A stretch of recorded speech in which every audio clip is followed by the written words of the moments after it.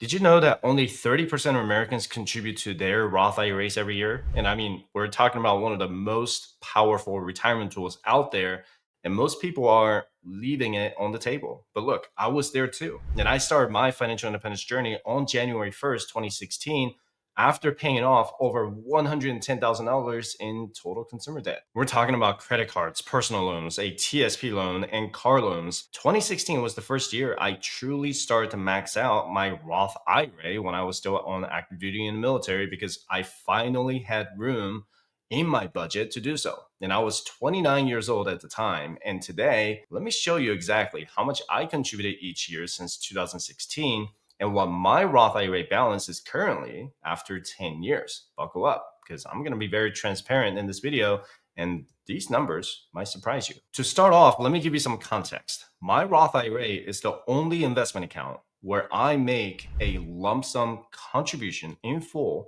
on January 1st of every year. And I make the investments on the next day or the first Monday the stock market opens. Please don't take any of this as personalized financial advice. I am here to share my journey to achieving financial independence and retiring early. You're going to make your own decisions based on your situation. So let me take you back in time. On January 2nd, 2016, I moved $5,500 from my Ally Bank high yield savings account right into my Vanguard Roth IRA. And just to be clear, I am not sponsored by anyone. I'm just telling you what I used. The only index fund I have in my Roth IRA right now is still VFIAX, which is the S&P 500 index fund. And for those of you who are not familiar, it's basically the set it and forget it gold standard. And you're not betting on one company, and you're just buying a tiny slice of the 500 largest, most profitable companies in America, like Apple, Microsoft, Google, Nvidia, Meta, and Amazon. So when they do well, you do well. Now, 2 days later, I purchased 29.6 shares at $185.64 per share for a total of $5,500. The price dropped to about $170 by the end of January, and I started to have some serious doubts like, did I just make a huge mistake? And I'll be honest, it was depressing. But I had to remind myself that this is a long-term game and that this is just a normal thing that the market does. So I did the hardest thing as a new Roth IRA investor, and I stopped looking at it and just let it sit for the whole year. But guess what? It was the best decision I ever made. When I updated my net worth statement in the following year, my Roth IRA statement showed an ending balance of $6,156, which is a 12% return with dividends reinvested. The key point here is that when you invest in a Roth IRA, make sure you reinvest the dividends. Otherwise, those dividends are just going to be sitting in cash and you lose the compounding benefits. Now, fast forward to January 3rd, 2017, and the Roth IRA contribution limit was still at $5,500.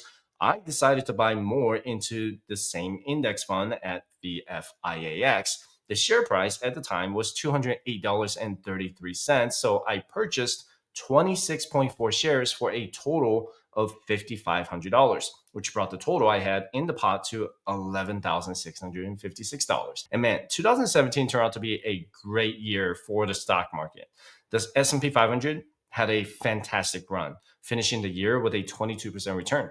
By the end of the year, my balance was $14,195, and I still remember hitting that $10,000 mark at the beginning of the year, and that was a major milestone because I was finally making real progress. And these $14,000 were all going to be tax-free by the time I turned 59 and a half. Now, 2018 rolled around, and it was the same story with a contribution limit at $5,500. And I purchased 22.1 shares of VFIAX at $248.88 each for $5,500. And my beginning balance for January 2nd, 2018 went up to $19,695. The thing is, the market was totally crushing it in 2018.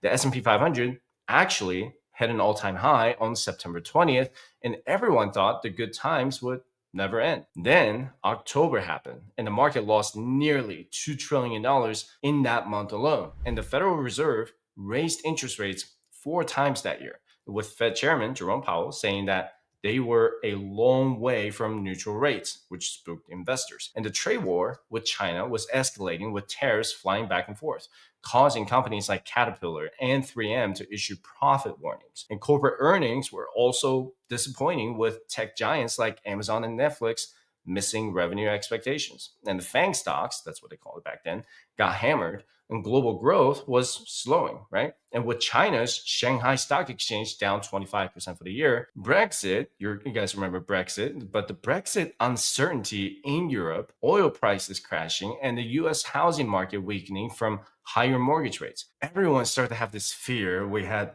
hit peak growth and that corporate profits were topping out. It sounds kind of something familiar that or you've been hearing in 2025, right? And just like that, the S&P 500 finished with a loss from $248 per share on January 2nd to $231 per share on December 31st. And my return was negative 4.5% for that year, from that $19,695 as I finished 2018 with a Roth IRA balance of $18,822.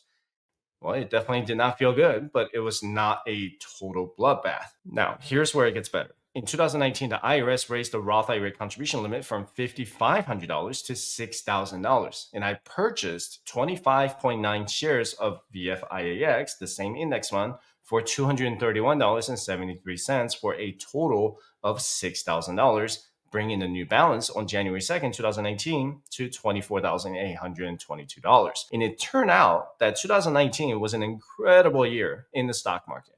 After the beating that we took at the end of 2018, the market just came roaring back. The Federal Reserve completely reversed course and cut interest rates 3 times that year, which sent money flooding back into stocks. And that's why the tech sector had its best year since 2009, jumping nearly 48%. Apple led the Dow with an 85% gain, pushing the company back over $1 trillion market cap. And Microsoft was up 55%. Advanced Micro Devices, or AMD, absolutely crushed it with a 150% gain as data center demand exploded and gaming sales came in stronger than expected. Even with the trade war still going on in 2019, these tech giants just kept climbing. And in fact, 2 stocks alone, Apple and Microsoft, accounted for nearly 15% of the S&P 500's gains in that one year. And so the S&P 500 finished with a 31.5% return. And that is still the highest single year return I have ever seen in my account. But the end of the year, that $24,822 have ballooned to $32,633. That was impressive. Then 2020 happened. That year, the Roth IRA contribution limit was the same at $6,000. I purchased 19.9 shares of VFIAX for $300.68 per share for a total of $6,000, bringing my total balance on January 2nd, 2020 to $38,765. And the market was hitting all-time highs in February, and then COVID happened. It shut down the world. The market was in an absolute free fall. We watched the S&P 500 drop into a bear market. That 20% loss in just 16 days was the fastest drop in any history. And I remember sitting at my computer on March 9th and the market opened, and within minutes, the S&P 500 plummeted 7%. Suddenly, trading just stopped and the circuit breakers kicked in, and it was just like the stock market literally unplugged itself to stop the bleeding. Then it happened again on March 12th, another halt. Then came March 16th, Black Monday 2. The market just tanked 12.9% in a single day. Think about that. If you had $1 million, you lost $130,000 between your morning coffee and lunch. And it was the third worst point drop in history, right behind the 1929 crash and Black Monday in 1987. We hit those circuit breakers 4 times in 10 days, and it felt apocalyptic. My $38,000 balance, it was getting hammered. And I was looking at my account and seeing it down nearly 34% from the peak. But I didn't sell. I didn't move to cash. I just white knuckled it. And then the weirdest thing happened. The Federal Reserve, right, stepped in with a money printer, and Congress passed the CARES Act. They flooded the system with liquidity. So while Main Street was closed due to COVID and unemployment was skyrocketing, The stock market was completely disconnected from reality. The stay at home trade actually took off. Tech companies like Amazon, Zoom, and Netflix started making money hand over fist because we were all stuck on our couches ordering packages and streaming movies. The recovery was just as violent as the crash. It was a V-shaped recovery, and by August, the S&P 500 was back to hitting new all-time highs. So if I had panicked and sold on March 16th, which was at the bottom of the market, I would have locked in those losses forever. But because I did nothing, I rode that wave all the way back up. Amazingly, after the fastest crash in history and a global pandemic, the S&P 500 actually ended up finishing with an 18% return. And my Roth IRA balance on December 31st, 2020 was not zero. It was $45,730, and I made money during the pandemic simply by doing nothing. 2021 was another solid year, and the Roth IRA contribution limit was the same at $6,000. And I purchased 17.6 shares of VFIAX for $341.47 per share with a total of $6,000. And that was on January 4th, 2021. And my beginning balance was $51,886. Now, the economy was recovering from the pandemic lockdowns. Vaccines were kind of rolling out across the country, and people were optimistic about getting back to normal life, right? And the S&P 500 hit 70 record closes that year, and the second highest number ever recorded. Corporate earnings absolutely crushed it with a 45% year over year growth rate and the highest since 2008. And companies even adapted to the new ways of doing business instead of waiting for things to go back to the way they were. As for the energy and real estate sectors, they led the charge with eye-popping gains of 54% and 46% respectively. And get this, traditional laggers like utilities and consumer staples posted double-digit returns.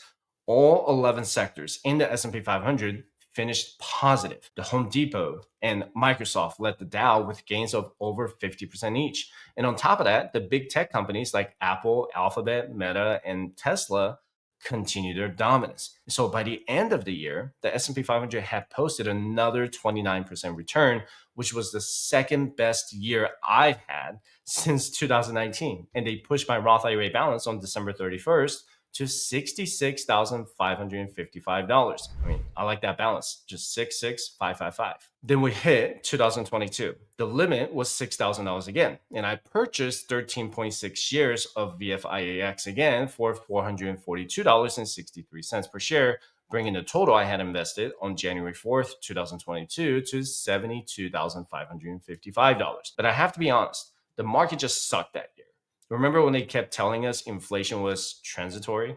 We all watched that narrative fall apart in real time, right? And every single month, the CPI print was a punch in the face. 7%, then 8%, then peaking over 9%. You felt it at the gas pump. You felt it in the grocery aisle, and the market definitely felt it too. The Fed, which frankly was late to the party, just suddenly realized the house was on fire. They did not just tap the brakes, they slammed on the emergency brake, and we saw aggressive rate hikes. And I'm talking 75 basis points at a clip, faster than we had seen in 40 years. And when the cost of money goes up that fast, gravity will kick in. It crushed valuations, it crushed bonds, and it meant there was literally nowhere to hide. So, of course, after so many bull market years, I felt like a spoiled kid who just got cut off from the trust fund. And the S&P 500 ended up finishing the year with a loss of 18%. It was bloody red everywhere. And my balance went from that $72,555 all the way down to $59,387. And that was a paper loss of $13,000 in a single year. And I'm sure you all felt the same pain in your investment accounts, right? So what did I do in 2023? Well, after getting punched in the gut, I just kept buying. And the contribution limit went up to $6,500 due to inflation with a starting balance of $59,387. And I added my $6,500, bringing the total to $65,887. And guess what? The market actually recovered in 2023 from the bear market losses in 2022. The tech sector came roaring back and the AI boom started taking off. Investors got excited again and they finished the year with a whopping 26% return. My Roth IRA balance bounced all the way back up from $62,887 $887 to $83,175. And do you see how staying in the market ends up gaining my money back and more? And it was a total of $23,788 gain. But remember that $1,700 of those gains were from the $6,500 that I contributed at the beginning of the year. And this is the whole lesson. I ended 2022 at $59,000.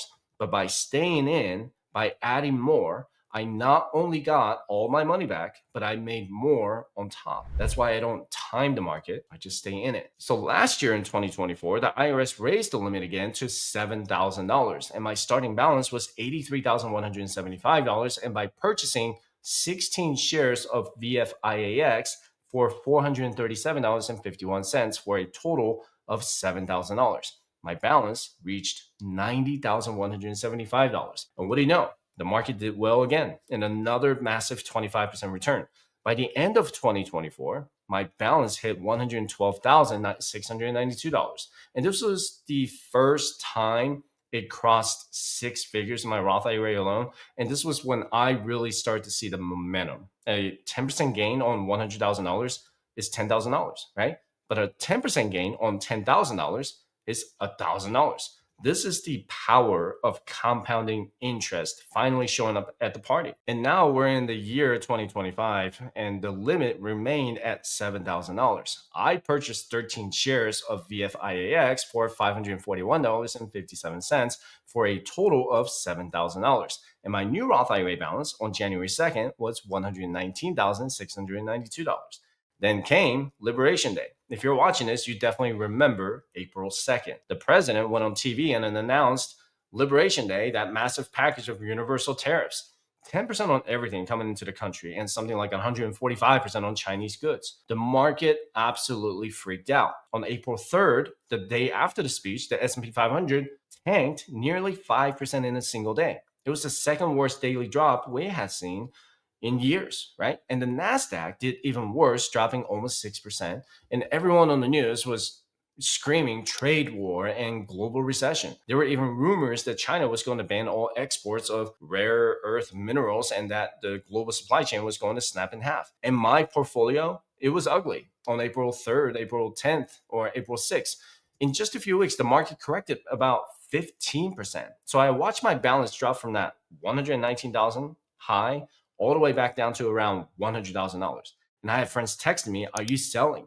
Are you moving to cash? This is it, man. The economy is over. And I told them the same thing. And I told myself in 2020 and 2022, no, I didn't panic. I did not sell a single share. I knew that while politics are messy, American businesses are resilient. And sure enough, look what happened. The administration paused some of the tariffs, and companies like Microsoft and Google kept spending trillions on data centers, and that growth completely overshadowed the trade fears. And the market bottomed out in May and then ripped higher. As I'm recording this video right now, the S&P 500 has not only recovered all those Liberation Day losses, but it's actually up about 15% for the year. And my Roth IRA balance today is $137,646. And think about that. If I had panicked in April and sold when everyone else on CNBC was screaming sell, I would have locked in a huge loss and missed out on the entire recovery. So instead, I just sat there,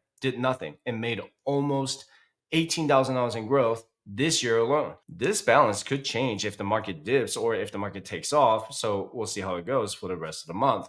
Now, what is the plan going forward? The IRS already announced the 2026 contribution limit, which is $7,500. And you better believe it that on January 1st, 2026, I will be buying more shares of VFIAX.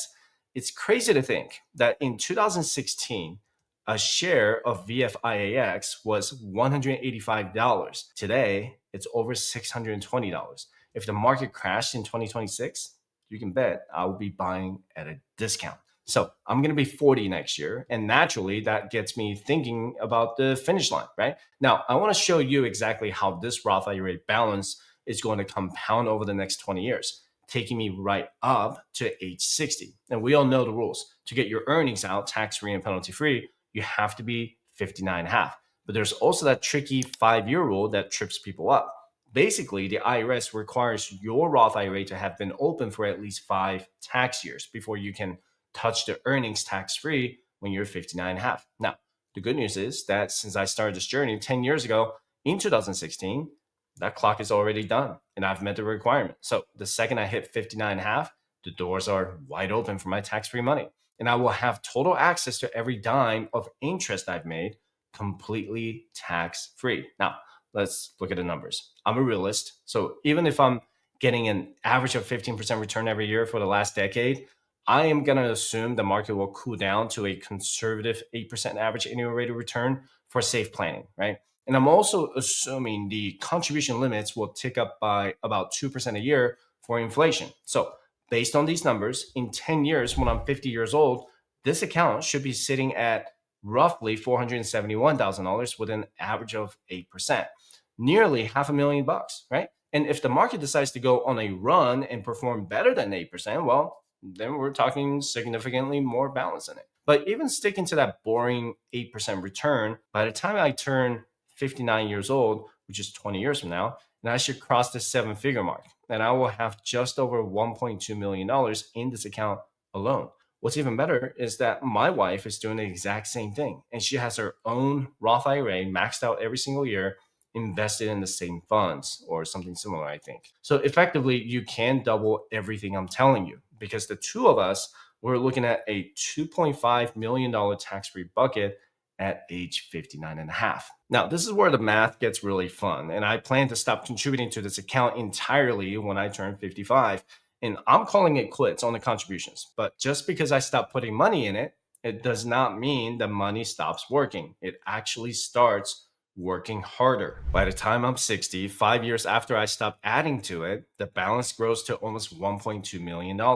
By 65, it's over $1.6 million. But here's the stat that blows my mind. Over this entire 30-year period, my total personal contributions, or the cash I actually took out of my wallet, will only add up to about $207,000.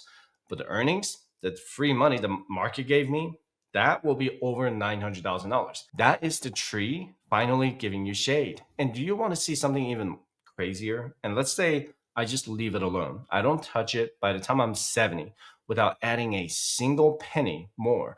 The balance will swell to nearly $2.4 million. By the time I'm 75, when most of you are being forced to take required minimum distributions from your traditional 401k and paying taxes through the nose, I will be sitting on a $3.5 million Roth IRA.